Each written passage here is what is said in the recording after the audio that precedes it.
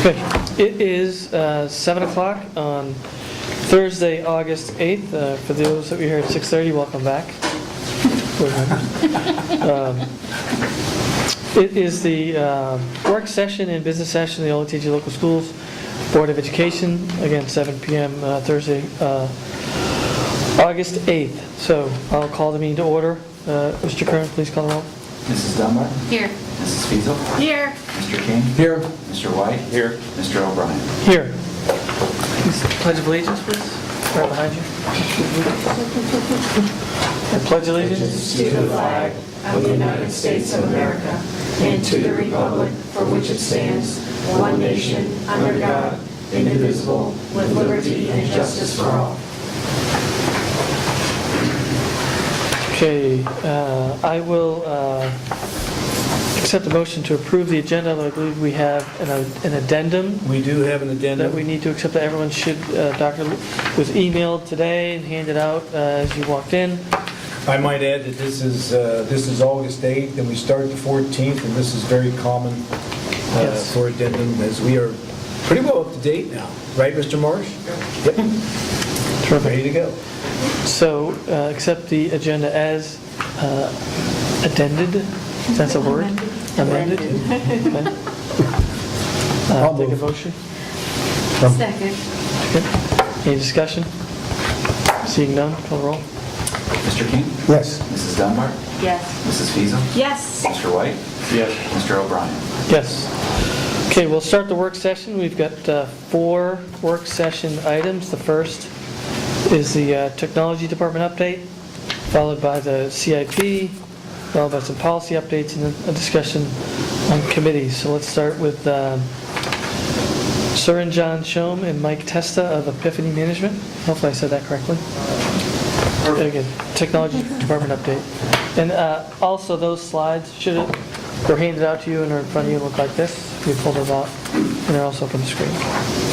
Okay, floor is yours. Good evening. Thank you for this opportunity to speak with the board today. And Mike is going to do most of the heavy lifting. I have the pleasure of just doing a few introductory comments. Dr. Lucas wanted us to be here today. We've been on the ground about 5 weeks now, and Mike had a head full of hair about 5 weeks ago. And it's been Look a at him while. now. I know how it feels. So what we thought is kind of introduce our organization a little bit, and then kind of jump into a few slides Mike has to tell a little bit of a status of what's happening. So and then of course we have Terry Mulhern. He's our head of operations, and we're here to answer any questions, comments after the presentation. Wanted to take a moment to say we're very excited to be here.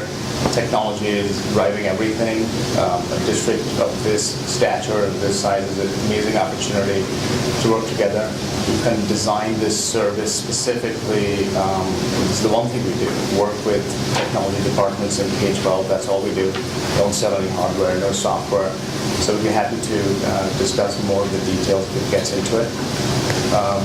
For now, we'll go through the slides. And some of you met Mike. We're really excited to have him on our team. I've known Mike for 20 years. We worked together for many, many years. And he's a local Olentangy resident.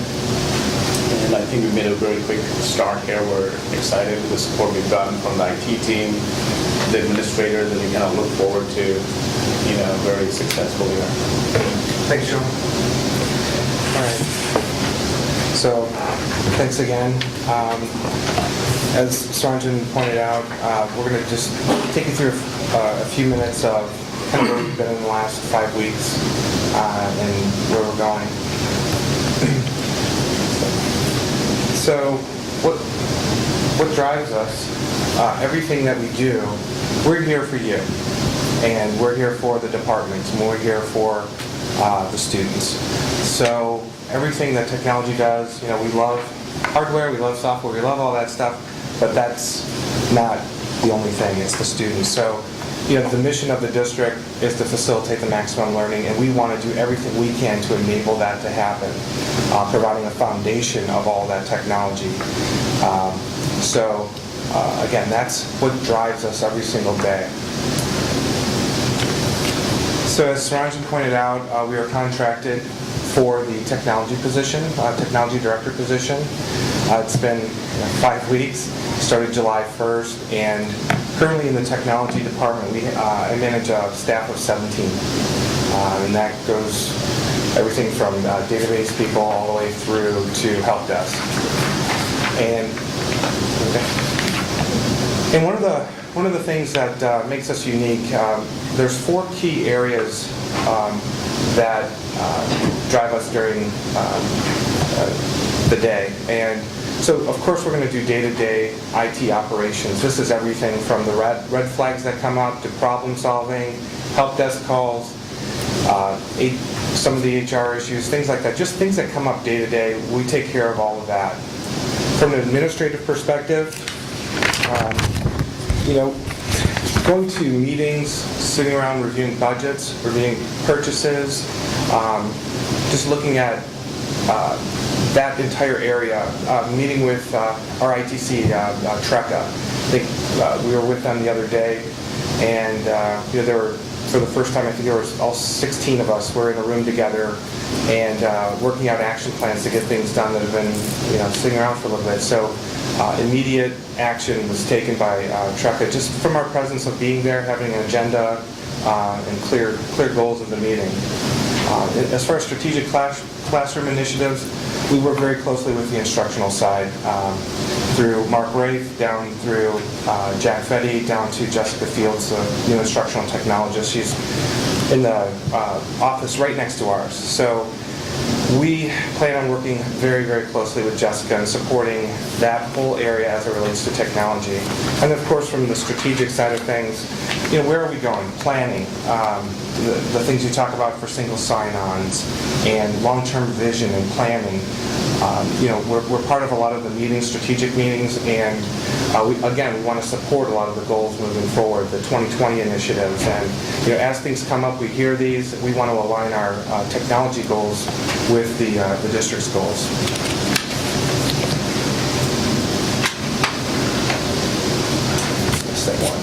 So this is the team right now.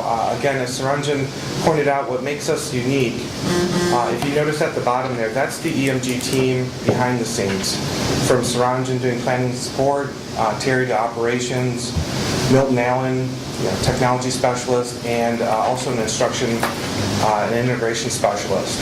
And the thing that makes it unique, again, is having that team for that one position. You're essentially getting at least the 5 people at EMG that specialize in each of those areas. And of course, I mentioned the technology department, managing them day to day, and then reporting it up through the board as well as the administrators and the users. If I could make one comment, is the previous slide you talked about all the different aspects of it. That's what we find around the district, not just in Olentangy, but around the state and different states that we work. It is very difficult for any one person to kind of do all of those things. And they tend to focus on what's right in front of them, managing a huge department, things that are happening, so things then don't get done, not because they're not trying hard or working hard, but because it is too much and it's unique. And so since we designed this specifically to do this, we recognize it's got to be a team, so just want to kind of comment on it. It's again, to make sure I understand. So Mike Testa is the only full-time dedicated resource to the engagement. The 4 smaller boxes are brought in on an as-needed basis, or resources that Mike can draw on to, I just don't want people to think we took one position and replaced it with 5 people. Right. But we replaced one position. Mike gets the access to those experienced, valuable resources to bring more kind of intellectual capital to bear. Absolutely. So I report here every day. And you're absolutely right. We bring in support as needed. Terry's usually here weekly. Milton's here weekly for our team meetings. So that's exactly the structure. We've learned from other districts, other areas, and kind of funneled all back through our point of contact who's here, full-time manager, the staff, and working with them. Okay. So with everything, looking at a district of this size or any size, really, you need to have a process. And this is, you've probably, if you've been involved with business process management before, there's very simple tasks that you need to follow. But the first thing you need to do is identify what you have, what you're dealing with. And then obviously you move around the circle to improving and managing and monitoring and measuring all of that. So, you know, within the 5 weeks, going through, meeting with all the administrators, all the departments, applications that are being used in the districts, the integration pieces, we're still in the identify mode. So those 4 phases, we're identifying a lot of that. And I think what you'll like is, as we're going through and identifying all those, we've instituted a project management tool called Intervals, and we use this for our weekly staff meetings. And what we've essentially done is take all those conversations and hall room meetings and projects and whatever comes up and put it into a tool, a management tool, that we use, and we assign tasks, we make everyone accountable, we have deadlines and dates, we can track progress, we track tasks associated with these. So we took this is just a snapshot. You know, tomorrow that could be 30 projects, or if we close some out, it can go down to 26, but I took a snapshot of this, and there was 28 current projects that we're currently tracking, and tasks associated with every single one of those. It also provides a mechanism for us to communicate with each other and make comments as we go through. Any updates that happen, you know, are all tracked in intervals. And this week, for the staff that's new, they like it. I did not push it on them. I actually did it myself first, and I said, this is what I do to keep track of everything that I'm learning. And they said, oh, that's wonderful. Can we have access to it? I said, okay, that's great. We'll get you signed up and give you access to it. So having the all hands meeting is also allowing all of the staff members to understand all of the issues as opposed to everyone in their own silos, which gives us a better opportunity to cross-train and to explain that. How does it get entered in, like the problems? Does everyone enter in their own okay. problems? So How's it get recorded? my first several weeks here, I was taking a lot of notes and listened to the staff and all that. So the original keying it in, I keyed it in myself, because this was a way for me to understand what was happening in the transportation department or in curriculum. So through my notes, I would capture my notes, and then we use this internally at EMG for all of our projects. So it was very easy to go from that to managing the projects over here. So I keyed it in initially. When you use it in the future, I mean, how does it get captured? So you capture the... Right, so during the process of our weekly meetings, we can do updates. If there's additional tasks, we do it on the fly. Or if things come up with the staff having access to it, they can add it in as well. And anything major that flows through me, so it's usually more complex than just a simple task. So I would key that in, or have Mona Rayburn do that. So I think the expectation is as we move along, that a lot of the staff will be entering their own. Excellent. But this is a new system. Partly identifying it because things are working. This is district has done a lot, and it's not our place to come in and make changes to really understand what it is. If it's about long-term change, and that's why we're starting to just look into the different systems. And it makes us accountable to deadlines and people and tasks. So,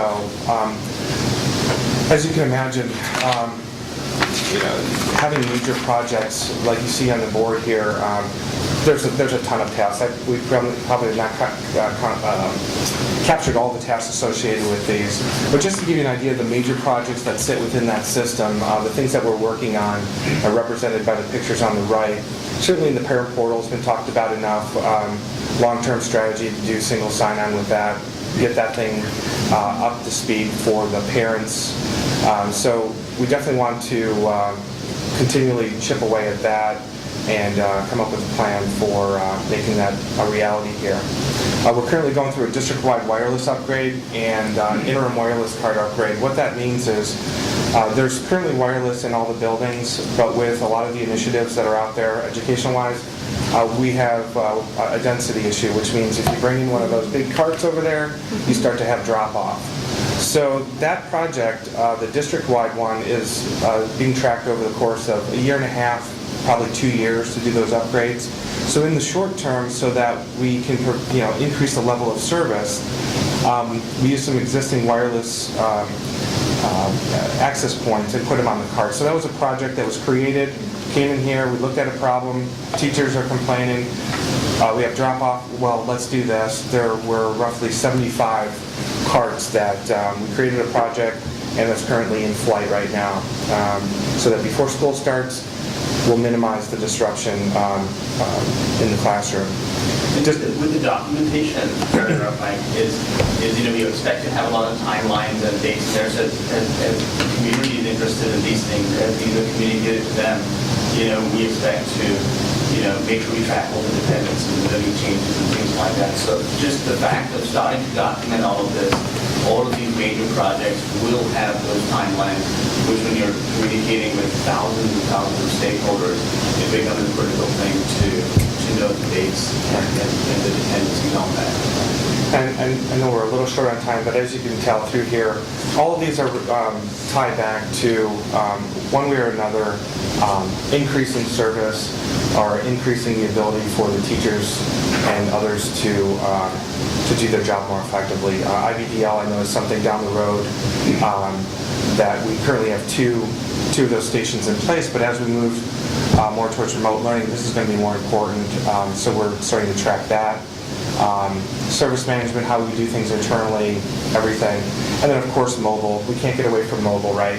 So we need to start building capabilities to extend out a lot of our applications to mobile, and we certainly have those types of people in-house. We just need to go through and teach them or get them, provide them with training. Who's the surveillance system, department-wise?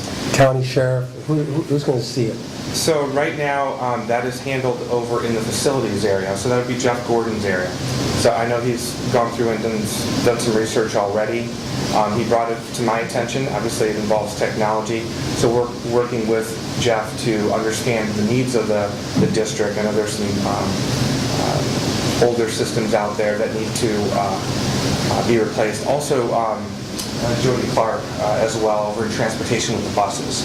So between the business office and then transportation, we're going to support their efforts. And we have not identified a system. We're going through requirements right now, and actually before we even do that, we need to have some folks come in and assess what we have, where cabling needs to go and such. There's certainly been new technologies that have come about since they last looked at surveillance systems. So, we're talking to some people now about it, but we've not identified anybody. Okay. And that's a great question because we focus on the technology, but it's really the business process around it that's as significant or much more. So that whole project addresses different issues. We're just addressing the technology piece of it. Okay. So in addition to chipping away at major projects, have some obviously we have a bunch of other things going on, but in 5.5 weeks you can only do so much. I think we've made huge progress. We have a fantastic team. I just want to tell you that That's the Olentangy team. the Olentangy team. With the staff there, we're putting things in place to nurture them and their skills and their capabilities. We certainly have the capabilities. So I just wanted to share with you that from our perspective, and I think we have a great team. Everyone's been very helpful, and during this transition, they've done nothing but support it and help. So that's difficult in any relationship when you're coming in new like that. So I think we've managed the transition fairly well, and you may hear feedback. So I think you'll hear positive things there. Again, going through all and meeting the administrative departments, putting names with faces, being visible, being here, and listening. The first thing I want to do is listen and have the business needs drive what we do. Something unique that wasn't happening before, that to get the entire team on board so they realize what's happening in other areas. A lot of times what we do in one area certainly affects the other, and the feedback that I got from our staff was that this was something that was they were hungry for, and it's been working out great. Certainly I sit in a lot of the different meetings. DLT is one of them, so more strategic things that are going on in the district. The next one I wanted to spend just a second or two more, if I may. The Wake Up Technology Project wasn't something that was there before I came here. Essentially, what this is in the technology area, we have roughly 6,000 some systems out there. And what we've done in the past is, during cleaning and summer projects, is have the custodial staff and the teachers put their equipment back together. And that worked for a while. But it was pretty onerous on the teacher coming back. Correct. To deal with that. So you imagine, systems off for 2 months. You know how it is. You open up your computer, you got updates, different things need to happen, and the teachers, they have to do that themselves. No. So what I did, and this is amazing. Last week, Wednesday, I said we're gonna do this Wake Up PC project. Go around to 23 buildings, turn all of them on, get the updates to happen, put them in place, and make it ready for school. So on day one, the teachers come back. The worst case scenario is they're going to say, I want this moved from here to here. But along the way, it does a couple other things too. We're finding things that may be broken, but don't work. We can hook it up properly, update those drivers, and so they're ready to teach on day one. And I have to tell you, we started on a Wednesday, had staff here on Monday morning with a project plan ready to go, and I just got an update from I had one of the folks in technology managing this under me, and I'm pleased to say that here we are on Thursday, and we have one building left. Wow. I said the same thing. I was impressed. But I think it also highlights the administrators supporting that understanding. And I'll speak to that. So when this idea came up to do this and make sure that we're responsible for technology, we're not going to push it off to other departments. We want to do our best, and we'll go through as many as we can.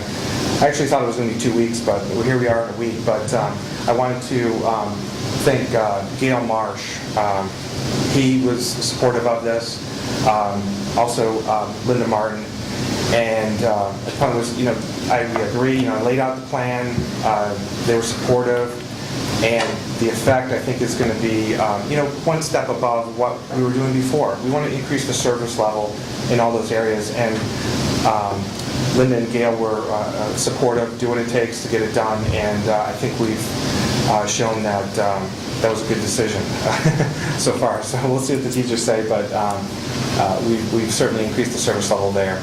14th, we'll find out. We'll find out on the 14th. Of course, we work on administrative guidelines, technology policies, and you'll notice their procurement savings for probably 10 years or so. I managed one of the state terms contracts in the state of Ohio. And we take a look at procurement. We don't spend money, right? But we can review and look at ways of savings. And as you can tell there, with 6,000 machines on a 6-year cycle, if we can save $80 or $100 a machine, that's significant savings that comes out of a limited budget for replacements. So this is within 5 weeks. You're seeing the result of that. Asking for the discounts, negotiated contracts. We want to be fiscally responsible as well with what we have. So just immediately in the last month or so, we've shown some significant savings to the district. The outlook for the end of the year, moving forward, these are some of the things that. This is the last slide. Yeah, this is the last slide, and I'm sorry, I'm taking a little bit more than 10 minutes. We want to build out a strategic plan, a technology plan for 3 to 5 years, and carve that up. Again, use our management software, start with where we're going, align it with the district goals, and then start carving up the years, months, quarters, and it drives what we do. Of course, along the way you moved and shifted, but you absolutely know where you're going down the road.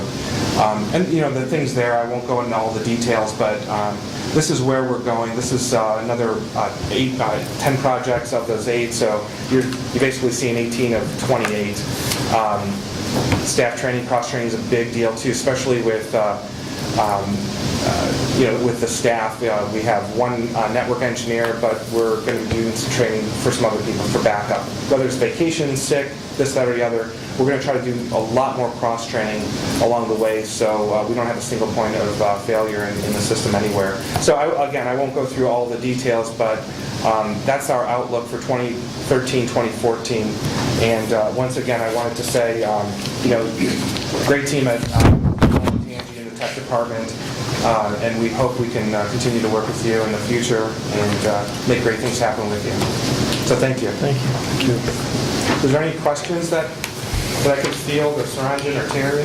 The only thing I was going to mention, and I'm sure you're aware, but the website redesign, there's a communications committee, a superintendent's communications committee, and there's a couple people on that with that a wonderful skill set in that area that I know are interested in taking a whack at that. So I'm sure you'll coordinate with the communications group, but that committee has some website and marketing people on it that would be helpful in that endeavor.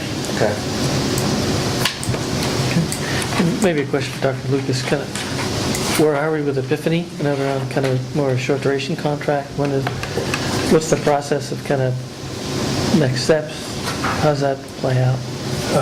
We will probably be looking at the end of this month to determine whether we want to make that a long-term commitment. And that long-term commitment we're talking about, is a year at a time. Yeah. So right now we are pleased, and as Mike knows, he knows what August 14th is now. That's the day that everybody comes back. So we're tracking that and making sure that we are ready to go. And then if we have no concerns or issues at this level, we'll probably be coming back at the end of this month saying, let's do this for a year. To a one-year agreement. So we should expect to have some discussion at the August board meeting, one way or the other. Yes. With kind of the future of Yes. kind of how we expect to manage the technology resources.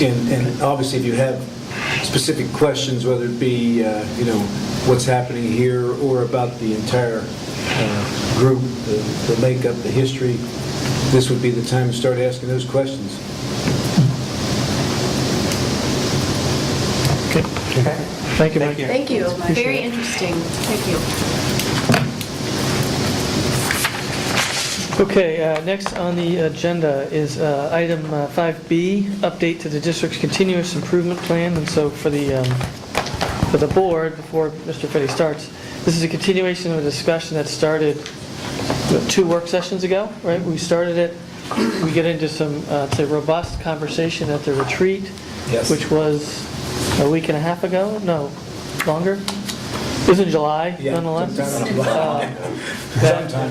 4 of us attended. I know Mr. White was able to make it. But we covered a lot of ground on the CIP at the retreat. Yes. And this is, in essence, the output of a lot of that work, reflecting the work sessions plus the retreat into the current cut of the CIP, which is also on the agenda for approval later on. So with that, I'll turn it over to Mr. Fetty.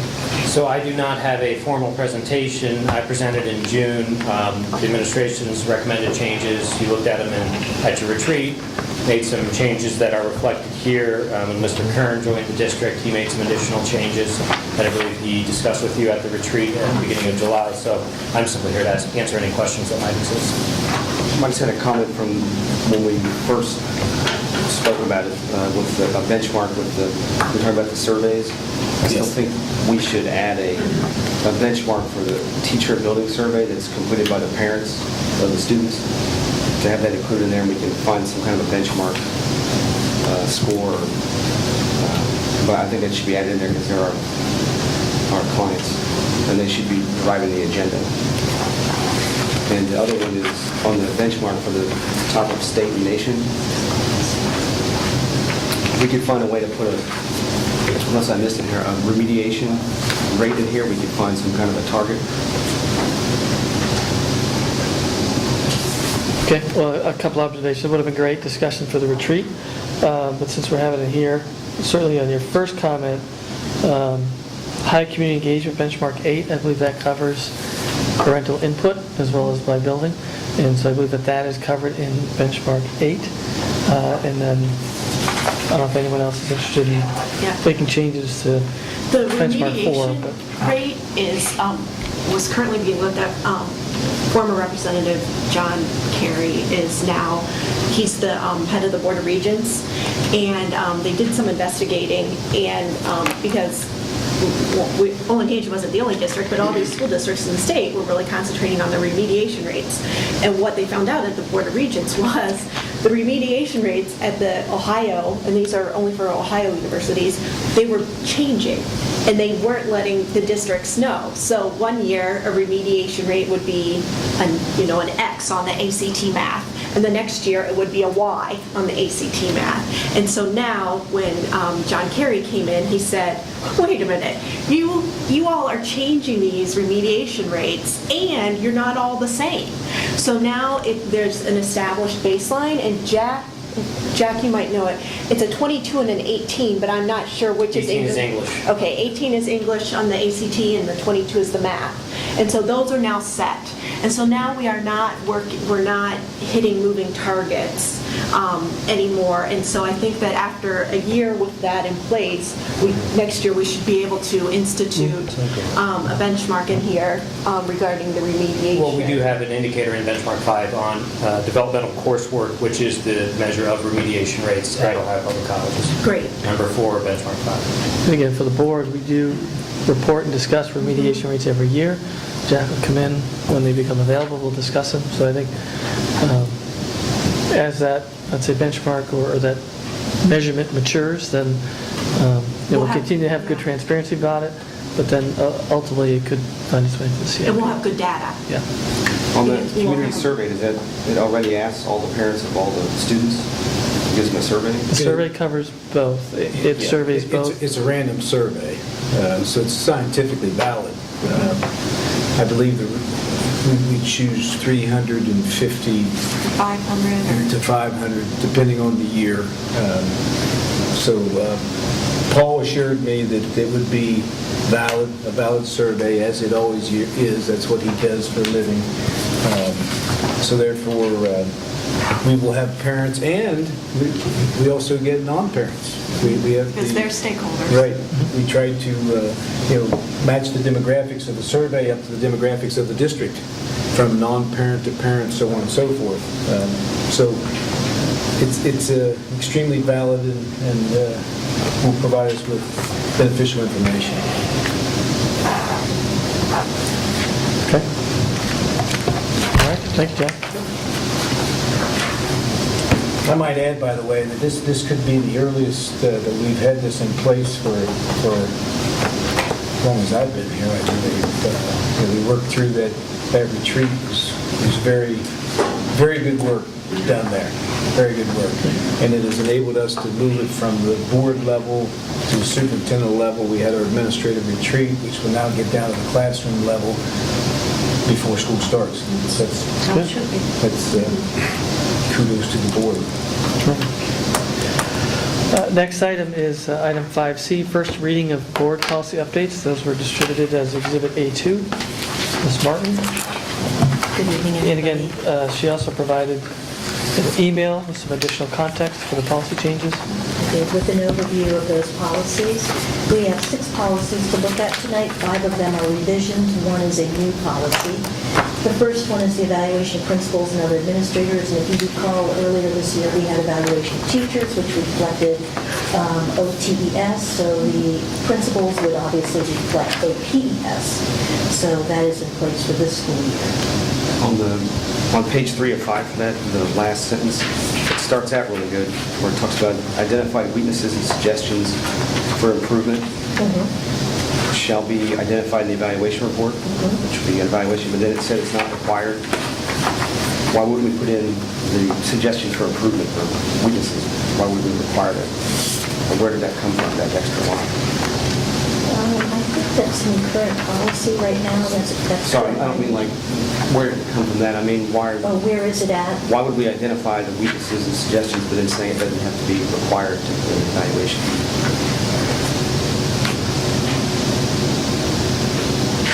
And I don't know that it's a... Where's the language at? Where are Will you? So I can read We're it. Let us know where you on are. 3 of 5, and we're at the bottom paragraph under observations and conferences in the last paragraph. And I think meaning that it's not a legal Ohio Revised Code piece of putting in those, but it is a suggested piece, meaning it's not a required element for evaluation, but it would probably be a recommended piece of evaluation. I would be confident in saying that any weaknesses and suggestions for improvement that we have, we document. Even though it's not required, it says it does not have to be required, but Doesn't prohibit you from including doing them. it. So it's not required by the law. By law, Right. but it is a recommended thing. That's It's just you practice. That's the key part right there. well, I think most of our, well, not most, all of our administrators know and understand that the most important thing they do is evaluation. And I think our teachers are right with it in the fact that they want to do better. They want to know how can I improve. And I think we do a great job documenting those things, whether it's required or not required. Well, I wasn't really bringing that subject, it just doesn't make sense to have the last part in there, shall not be required. But that's what the definition of evaluation is. Okay, next policy. Moving on, the next policy obviously is the mission of the district, which is the CIP, and so you've already had that discussion, you talked that over with Jack Betty. The next policy is extracurricular eligibility requirements for homeless. You read the Columbus Dispatch today, there was an article regarding the situation. This is a recent change from the governor's bill, and doesn't technically go into effect until September 29th, but the recommendation would be that you would update your language now, especially for athletic eligibility. So, and as you can see on the draft policy, it has eliminated several pieces of the language. In fact, we only have now, instead of A through H, we only have maybe 3 pieces that we need to comply with for that. But everything else we would follow, obviously, Ohio High School Athletic Association and ORC for that one. So if I get interrupt from it. So I know we had camps starting. Have we had homeschooled students taking advantage of this new opportunity? Do we know? I do not, I'm not aware of any, but I'm sure we have. Okay. Since it's new, I just want to make sure Right. we don't adopt the policy and then kids say, oh, I could have done it, but camp's right. So I don't know how we're going to What we're manage trying that. to do is try to not prohibit that situation. Okay, So, they still have to meet other requirements as every other student would. got it. And then the next policy is the positive behavior intervention supports limited use of restraints and seclusions, and this was a pretty lengthy policy, as you had a chance to look over it. This is a new policy, and this has come out of legislation as well that requires district to explain what is it that you practice, how do you practice this, what does it look like, when do you use it, when do you not use it, what is prohibited. And I did ask Chris Andres if he had any specific questions to be here regarding the policy. Policy committee did review this one, as well as legal counsel as well, to make sure that we're totally in compliance with that. The next policy, student records, very, very brief revision on 80 through 30, and I believe it simply is a technology update statement that refers to student records being, how we use those student records, or how we preserve those student records, rather, and that's on page 5, 6 of the policy, that just takes out microfilm and electromagnetic process of reproduction, which I don't believe we use anymore, and just change that language to digital or electronic imaging. A little bit of current language there. Which is consistent whenever we've had That we've had. listings Correct. of things like that. That's correct. In other policies. And then the last Hold on policy. just a second. On the directory information, I think we should, on page 28 of 38, or 3 of 6, on the On student that records. policy. For the directory information, it describes what it is. I guess I didn't catch it before, but why don't we remove on here where it has like place of birth, telephone number, address, and just keep it to the kids, what they're studying there, made you feel to study, prizes, sports, just for identity theft reasons and things that probably other people don't need to know, like date and place of birth. Telephone number. Where are you? You're in directory information 3 of 6? Which paragraph? It's right when it starts out. It's like the 3rd sentence. It just talks about what's in the directory It information. lists the things. I just think we could remove those personal information, and it would be enough. You'd have the major field of studies and then awards, sports. I don't think we'll need their date and place of birth out there. That same information on the next page, we have it that the board may disclose that information, the directory information, after they've already graduated, I guess. I say we remove For that the too. purpose of marketing and selling? Well, no, it's second to last paragraph. It Oh, the says next they- to last, okay. It just says that we can disclose that information on former students. Without consent? Right, I just don't think that needs to be in there. They just worry about their information after they're gone, or that we're using it for anything after they're gone. Understand. We had legal counsel review this one. We've had this discussion before. That is right out of the law of language, and so whatever the board would... In fact, we had a special meeting, I think, to go over it just this one all by itself, that Mr. White attended some time ago. The policy, yeah, I'm just bringing it up. I just don't think we need to. And the attorney was there, and she went through Those pieces. those legal Jill Bauer ramifications. discussed that with us. And then the last policy is the relations with special interest group, and this is the policy that has the change in letter C, distribution of literature and information. And in this piece, and this has been discussed with the communication committee and the communication department, and this is the recommendation to put things in electronic format rather than the traditional hard copy, backpack, sending home information. And so the communication department has put together a plan to contact all of the groups, explain how the process works, walk them through it, and obviously just try to make this an easier means of communicating information in electronic form. Not every child in the world is the best messenger, and so everybody understands that. And so this makes it a little bit easier to access that information. So instead of putting flyers in backpacks, Yes. the parents will be directed to this website to Right. get information. Right. Or will it be distributed via listserv, or just, Well, or is a it more push notice or in the pull? listserv to say there's information on a fall workshop or camp or something coming up. Check this link, rather than to actually send it through the listserv. Okay.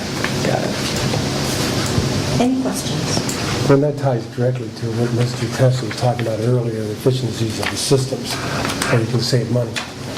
And you can also update, I mean, that's what most companies do. So then they'll have the most updated information. You send a flyer home and something changes, Right. they don't Then you're not know. aware But of if it. it's a link, no matter when they access that link, then the most current data can be up there. Right. So instead of rooting through a book bag at 7 o'clock in the morning, you can at least pull something up online. And if you, I mean, to your point about not sending it as an attachment, that attachment, if they print it out, it's wrong. So I love the idea. Or some Technology. email accounts don't like attachments. Right. Yeah. So having a pull instead of a push is a good thing. All right. That's it. Thank you. Thank you, Linda. Thanks, Linda. Okay, last work session item is Board of Education committees. And so actually, let me pause for a minute. Before we get into the committee discussion, I do think we want to do a couple of report outs, right? We have some committee report outs. I know Stacy wanted to do one and kind of covered it in the community dialogue. Dave had some input on the OEF, but Stacy wants to talk about development committee for a minute. We just had a really good, well-attended development committee meeting this week. It was a nice little 2.5-hour session, but lots of great conversation. I had someone come in and present on putting solar in at some of our schools and what the cost savings could be around that, and that conversation is just starting, and got a great update on all the projects going through, and I think Jeff reported that we're done with the projects in time for school, which is fabulous. And then really good discussion on space constraints and what we're looking at. And wanted to give a shout out to our new treasurer who attended development committee meeting. It was nice to have him there and actually got interactive and answered some questions on some bond issues. And I just, it had a lot of great discussion around things happening in the district, and we're doing our next tour next Wednesday, and going to see 2 schools, Wyandotte Run and Cider Ridge. And so if anyone would like to join us to walk around those schools, 7 o'clock, we'll meet at Wyandotte. and go through. I don't think we're climbing up on any roofs this time? No. Thank you. So it was a good meeting, and I'd say there was 15, 16 people there in the community. Okay.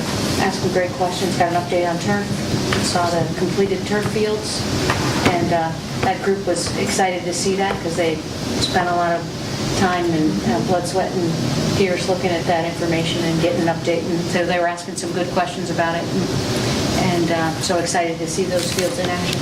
Okay. And then, Dave, you want to cover OEF? Well, the OEF, as I mentioned in the public session, OEF met just the other night, talked about all the upcoming projects, but the most current would be the golf outing in September. I'll mention that again, real quick. We actually have people here to listen to you. That's right, there's somebody here Write it down. other than on the TV. It is at the lakes, of course, as it has been, and it's Monday, September 23rd. And it's the Lakes Golf Course. Registration starting at 11, shotgun start at 12:30, and board members again are invited to attend the reception, which should be around 5 o'clock. It's a great event. I do have 2 email addresses. Why don't I give those? I didn't do that the first time. If you want to get some more information, KATHARINE Catherine A. Perry. Yes, Catherine A. Perry at gmail.com or jwaters at superkickcolumbus.com, and they could give you, if there's some more information they'd like to have. J, just the letter J, not J the name. Correct, no periods, just the letter J, Waters. And I think it's on the Olentangy Education Foundation website as Yes, well. it is on their website with a link to register. So it's a great event. Will you be putting together a foursome? I will. A winning foursome? It's already been handpicked. Chris Perry is going to be on it. So that was a good meeting. There was other things too, like, well, and this ought to be worth mentioning. Instead of doing a pure casino night with the socialization and music, they're going to have a community event, and it's going to be at the Worthington, I'm not sure the new name, but the former Worthington Square Mall. Oh. In Columbus, I forgot what they call it now, the shops at Worthington Square or something like that. And the Columbus Horns will be playing. They are going to have, but on a more limited basis, they are going to have casino tables and a taste of. Oh. Is it going to still be on my birthday? No, it's in January? March. It's in March. It's in March this year. Yeah. And so that'll be very nice too. And obviously be more information on that. But that's been determined. They do have the location secured and Good, great. Thomas Horn secured, and it should be a lot of fun. And then the Audit Finance Committee, I think they're teeing up a meeting in September, somewhere in Yeah, the teens. Todd sent out a notice for 17, finance 18. and audit. Start reviewing the 5-year forecast, so more to come on that as that group starts to gear up for the 5-year forecast process. Okay, so let's tee up the committee discussion. So I want to make sure we set this up right, because this is in essence a discussion we've been, I'd say, nibbling on for a while. Since the completion of Project 2020, we've kind of hinted around about, maybe time to examine and look at the current committee structure and how they've been chartered. We covered it again, a couple work sessions specifically at the retreat where we really committed to have a good discussion about it. So I put together a couple of charts, I think, hopefully to set up the discussion, and we can talk about it. I think I would like to do it from here, so if I can just switch from here, that'd be great if somebody just advance the slide. And you should have these, I emailed the slides, so you have hard copies here for the media, whoever else wants them, on the charts. Right for the projector. Awesome. Thank you. Okay, so let's start with just a baseline of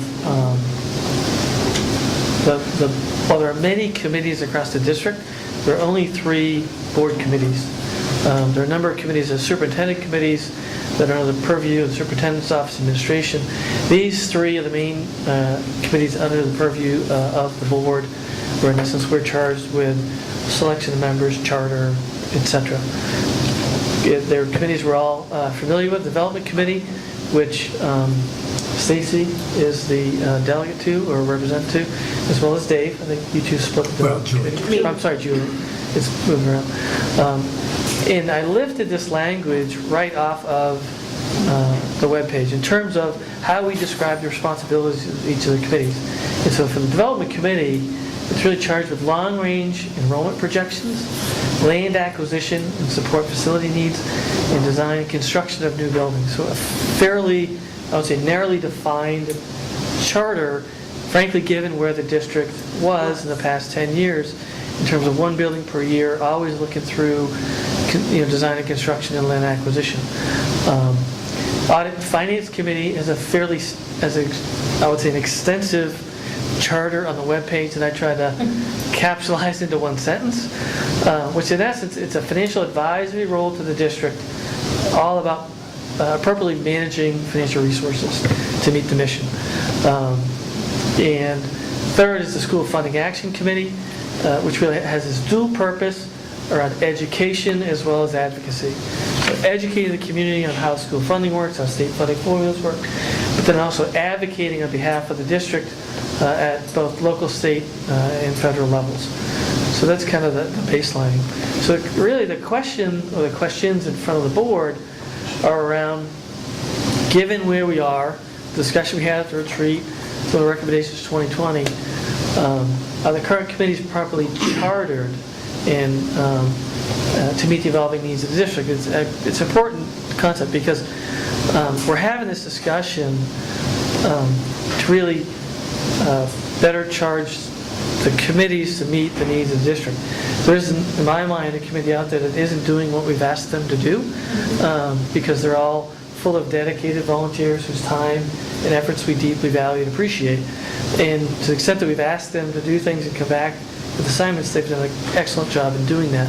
But I think it's time as a board that we look at, are we frankly asking them to work on the right things? And the charters really reflect where we're going, particularly within the Development Committee. Because we're now shifting from kind of new buildings to more of a capital improvement focus.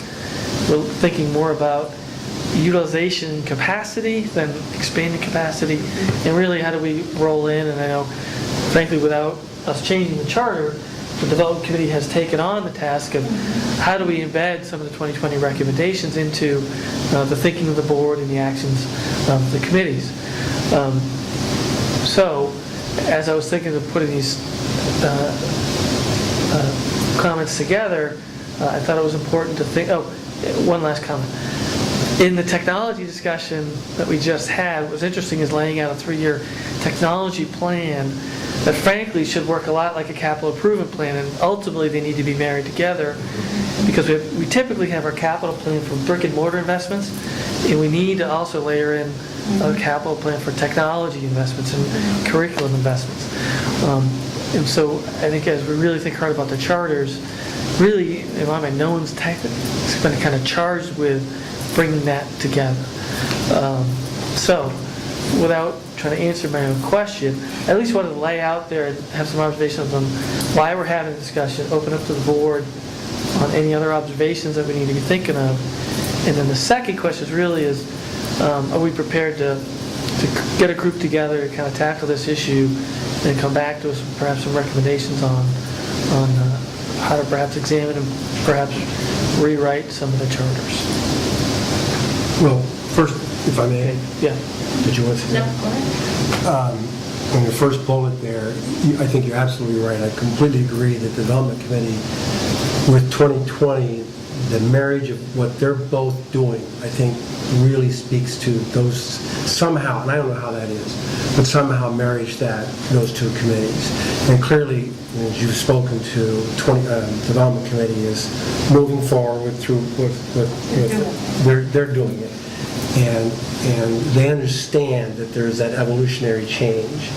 And so how does 2020 recommendations, and if, for discussion, if the 2020 as a committee is going to continue to exist, then how does it marry with the Development Committee? I think it is the one of all the committees, including superintendent committees, that does need some work to their charter mission statement. And then your second bullet, task force, and I like the idea that this task force maybe is made up of the chairs of the committees. I think it's a great opportunity to have these people sit down and talk. And just personally, speaking personally, years ago with the Development Committee, we had 2 or 3 meetings where we combined with another committee to share information. So I think it's a follow-up to that. And I think that's a great idea. And in developing recommendations, I think as long as we understand what the word recommendation means, that's fine. I don't want to impose that the task force becomes a decision maker, but rather provides input. I think ultimately it's this group's, I think, the obligation to take the feedback from the study group and then either decide, take it as it is, make changes, don't make it, it's ultimately any of these board committees, frankly, none of them are decision-making. Correct. They ultimately make recommendations to this group that ultimately has that ability to make those decisions. I do. Yeah, that's a good point. Absolutely That's support- not in any of their charters that they are decision makers. Right. Frankly, the audit committee, in fact, specifically says they're not making decisions. They make it's that advisory role, make recommendations, and provide advice. So I think it's a great step. In looking at all the charters, or all the missions of the committees, I think finance and audit and the school funding, I think those speak to what they need to do. But the development committee, land acquisition to support facility needs, design and construction of school buildings, I don't think that's pertinent anymore. I think that there could be a catch-all phrase in there that if for some reason, we would have to build something else or acquire new land, it's in there, but it doesn't need to be specific like this. I think it needs to be adaptable to what they're really doing. I agree. Go ahead, I'm sorry. I think the conversation should be open to say, are the 3 committees what we need? Is there an opportunity for another structure? We can have the conversation that we're the overlying structure, but are there opportunities? So I don't want to just focus on the development committee. I think their charter needs to be rewritten, but I'd love the conversation to be even broader than that and say, what other opportunities are there if we're making these changes to change the structure of those committees, the number of those committees, the makeup of those committees. I'd like to see it be a broader conversation than just rewriting, because we don't need a committee to sit and rewrite the charter. We can do that at a work session in about half an hour because we know what we want them to do. But if we're really going to look at this, let's really look at what are the opportunities. So to Dave and your point, have the leaders of each committee, but then have an extended, I'd be interested in someone from the communications committee, someone from some of the administration committees, just kind of looking at the overall, do we have what's meeting the needs of the district at this time? And so I'm open for that conversation. I just want it to be broader than changing some words on a charter. And a good example of it would be policy committee. Because as we would have the conversation that moves forward, there could be maybe the requirement for a new policy or updating a current policy. So it's just part of the conversation. Yeah, I completely agree that you involve. The policy committee sits under, is the superintendent's committee there? It was, I guess it's a board. It's kind of It's a blended. yeah. So again, it's a Stacy's point, that's some of the things we want to start to capture. Right. I think the policy committee should be under the board because we I agree. are the policy. It's board governance. Yeah. I think it's almost a given that it is, even though we may, direct it at this level because we get all the updates. That is the most important function you have as a board, Let's be- to set policy. Given the importance of some of that work, it should have the same, frankly, say relative ranking among the committees Right. and visibility Well- among committees that the other 3, frankly, standard committees do. So I think that is an opportunity to make sure that Because That we gets are added to supposed to that. vote on members of that committee from a board perspective. We should. And I don't think we treat it the same as we treat these other 3. So I'd be interested in having some more oversight. You can add one, I think we've got everything up there, but the academic piece under our wing, an academic committee, or whatever you want to call it, that deals with a group that reviews the parent feedback of the students and of facility surveys to to give us feedback on that. Like I said, the parents should be helping drive the agenda. So it's a good suggestion, but what I don't want to do is, I want in essence, the group to come to that conclusion. If they feel that that's a gap, we can always have that dialogue. I don't want to, let's see what they come back with, I guess. And so I guess to that end, I would recommend, or at least ask the board to consider, in essence, a 5-person kind of task force, maybe larger, we'll see. But at a minimum, the 3 chairs of those existing committees, and I guess that would add the chairman of the policy committee as a 4th, a member of the board, and then a member of the administration. You might want to have 2 people from the board, like we do with the Yeah. committees. Sure. And that gets you to 7? Yeah. Gives you a better number. That's a very manageable number, and Yeah. that is consistent with our policy that 2 board members are the liaisons. And That way the board members can make sure that the work doesn't go astray. and Right. stays focused. Keep on and task. et cetera. especially if you got other meetings, like sometimes somebody can't go. I'd be glad to be one of those two. Yeah, I would like to do it too, especially with my experience with both committees, well, policy and development, especially way back when. Adam, any interest in working in that group? Not on my time schedule probably. I would like to see that academic committee and discussion on that, or someone else in agreement. Well, a good way to get that input in there is to work with the group. This is the group right here. Okay. So I heard Dave definitely wants to work with it. I think that's great. Anyone else? Yeah, do you want to, or I'm glad to? I'm trying to think of my time schedule right now, and I've committed myself to a committee for my college for this year. So, Okay. So Dave and Stacy from the board? yeah. Okay. And then we'll need a member of the administration. Probably. So we had 2 from the board, 1 admin, 3 from the, 1 each from the board committee, and 1 from the Policy policy committee. committee. 7. Right. And if I may just interject, when you said 1 from the administration, did I hear that correctly? I mean, I think you could look at, there are key people in your administration who, not that they attend every meeting, but as you think about the individual committees, it could be 3 people maybe. Rotate someone? At rotation or however. You can always bring in subject matter experts. The point- Yeah, there you go. Right, sure. I think that's... What I want, There- Less is more. the point of having the administration in there is connecting what's being done in the superintendent committees to what's being done in the board committees. We don't want to duplicate efforts, but at the same time, if there's something done as a superintendent committee that the group feels strongly should become a board committee, we should have that dialogue as well. Who's the policy committee lead? Ms. Martin. Well, Oh, not administrative. administratively, but who's the, Is there a chair? I'm not sure there's a chairperson. you all need a chairperson. Yeah, it would have to be Vicky or Jody. Jody, make it be Jody. Yeah, it could be, yeah. We need a representative anyways from that group. My sense is we can give them a fairly tight 45-day-ish, 60-day Yeah. deliverable. That would put us in the August, Yeah, I September, think that's early great. October board meeting to come back and discuss their recommendations. Okay. Any other questions or No, discussion I on think that? that's a great step. Thanks for cleaning up. Great. That wraps up the work session items. We now have public participation session number 1 for general comments. Do you have any? Seeing none, I would then suspect we don't have any regarding action items either? No.